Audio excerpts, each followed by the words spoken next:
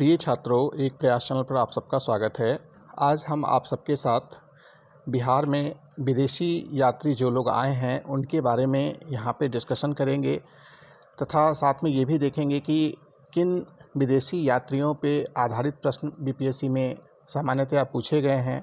तो इसके लिए हम आप सबके लिए वीडियो बनाए हैं। तो चलिए आइए शुरू करते हैं।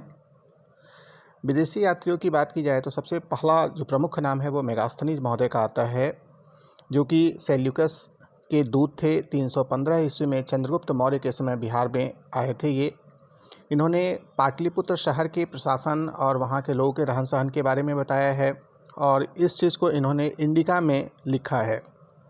इंडिका एक पुस्तक है जो कि मेगास्थनीज ने लिखा है और मेगास्थनीज ने ही पाटलिपुत्र को एक अन्य नाम से बुलाया जिसे पोलिब्रोथा नाम से जाना जाता है। पोलिब्रोथा इन मेगास्थनीज ने पाटलिपुत्र को बोला था और मेगास्थनीज के अनुसार ही पाटलिपुत्र गंगा और सोन नदी के संगम पे अवस्थित है। फिर दूसरा प्रमुख नाम डिमैक्लस का आता है जो कि बिंदुसार के दरबार में आए थे। तीसरा नाम फाहियान का आता है। 399 ईस्वी से 411 ईस्वी तक ये भारत में रहे और ये भारत प्रमुख रूप से बौद्ध धर्म की खोज में आए थे। इसने अशोक के राजप्रासाद के बारे में कहा है कि यह मानव निर्मित प्रतीत नहीं होता। साथ में गृधकूट पहाड़ी जो कि राजगीर में है, वहाँ दर्शन करने के बाद यह भावुक हो गए थे और भावुक होने के पश्चात फूट फूट कर वहाँ रोने लगे थे। चौथा नाम युआन चौंग का आता है जो कि हर्षवर्धन के समकालीन चीनी यात्री थे तथा 630 से 644 ईस्वी तक भारत में ये रहे और इनका जो यात्रा वृतांत है वो सियुकी नाम से जाना जाता है। पांचवा नाम इत्सिंग का आता है।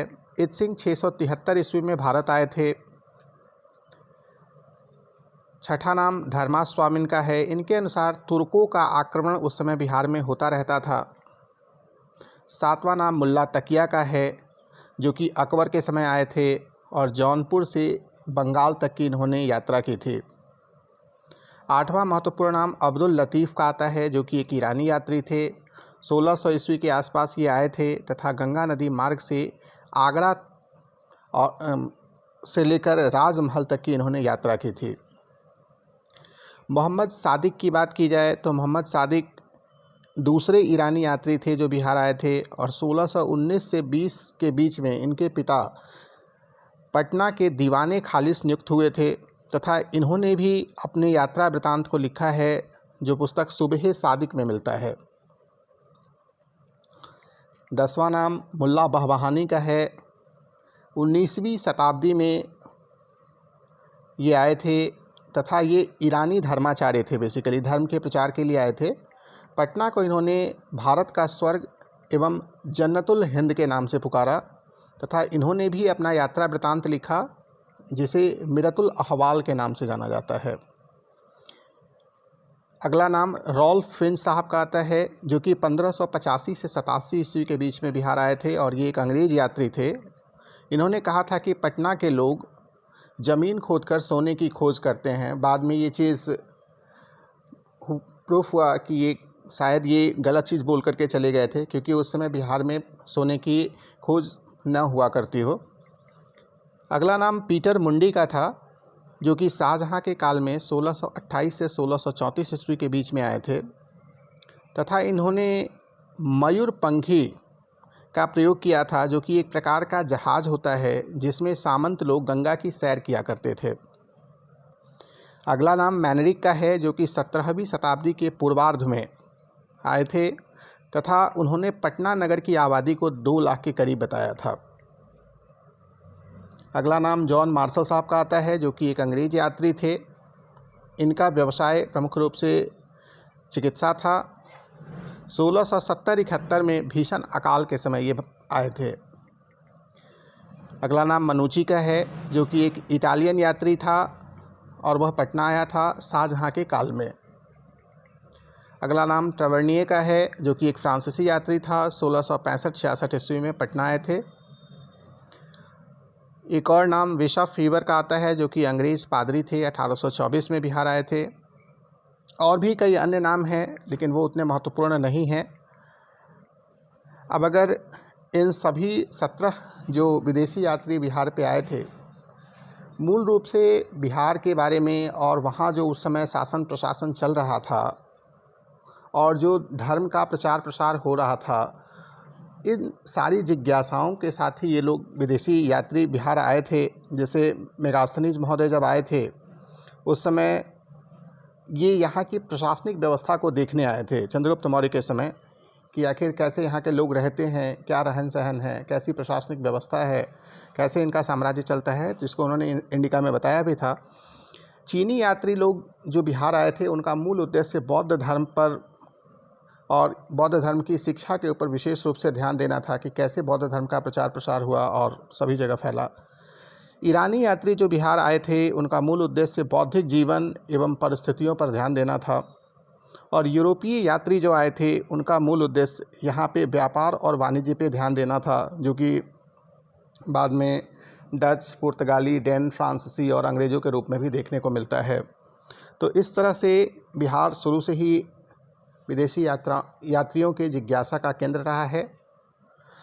और बिहार में कई सारे ऐसे क्वेश्चंस पूछे गए हैं, जैसे एग्ज़ाम में जो प्रश्न पूछे जाते हैं वो मोस्टली, जैसे मेगास्थनीज का तो कई बार पूछा गया है, इंडिका के बारे में पूछ लिया जाता है। सेल्यूकस का दूत था, कब आया, किसके शासनकाल में आया। उसके अलावा पाटलिपुत्रा को पोलिम्ब्रोथा नाम से जो बुलाया गया था, यह भी क्वेश्चन पूछा गया है। फिर डिमैक्लियस किसके दरबार में आया, तो बिंदुसार के दरबार में आया। फाहियान के बारे में है कि जैसे क्वेश्चन ये दे दिया जाता है कि किसने अशोक के राजप्रसाद के बारे में कहा था कि मानव निर्मित नहीं है, तो फाहियान ने कहा था। फिर हर्षवर्धन का समकालीन चीनी यात्री कौन बिहार आया था, तो युआन च्वांग आया था। इसका यात्रा वृतांत किस में देखने को मिलता है, तो शियुकी में देखने को मिलता है। ये भी क्वेश्चन बीपीएससी में पूछा हुआ क्वेश्चन है। फिर अगर बात किया जाए इत्सिंग के बारे में, तो इत्सिंग भी पूछा हुआ है कि कब आए थे, तो 673 में। फिर मोहम्मद सादिक के बारे में आता है कि इनका यात्रा वृतांत सुबह सादिक किनके यात्रा वृतांत को बताता है, तो ये भी आप यहाँ से क्वेश्चन देख सकते हैं।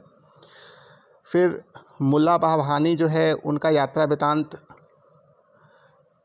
तो मुल्ला बहवानी का मिरतुल अहवाल में देखने को मिलता है। फिर जैसे यही स्टेटमेंट दे दिया जाता है कि पटना के लोग ज़मीन से सोने की खोज करते थे, यह स्टेटमेंट किसका था, तो रैल्फ फिंच का था। फिर ये भी क्वेश्चन महत्वपूर्ण है कि मयूरपंखी क्या था, तो मयूरपंखी एक प्रकार का जहाज़ था जो कि सामंत लोग गंगा में सैर के लिए इस्तेमाल करते थे। किसने कहा था, तो पीटर मुंडी का कथन था ये। किसने पटना की आबादी को 2 लाख बताया था, तो मैनडिक ने 2 लाख बताया था। फिर ये भी प्रश्न एक बार पूछा हुआ है कि ट्रैवर्नियर कहाँ का यात्री था या किस शासनकाल में आया था, ये देख सकते हैं आप यहाँ पे। तो इस तरह से विभिन्न क्वेश्चंस पूछे जाते हैं जो मोस्टली इसी तरह के होते हैं, जो मैंने यहाँ पे नोट डाउन किया है। उम्मीद करता हूँ आप सबको इससे लाभ होगा। एक प्रयास चैनल देखने के लिए धन्यवाद। अगर यह वीडियो आपको पसंद आए तो लाइक और सब्सक्राइब ज़रूर करें। साथ ही लाभान्वित होने पे अपने दोस्तों के साथ भी ज़्यादा से ज़्यादा शेयर करें, ताकि इसका लाभ ज़्यादा से ज़्यादा लोगों को मिल सके। अगले वीडियो में हम लोग फिर कोई नया टॉपिक डिस्कस करेंगे। तब तक के लिए आप इन सब का नोट्स बनाएं। धन्यवाद।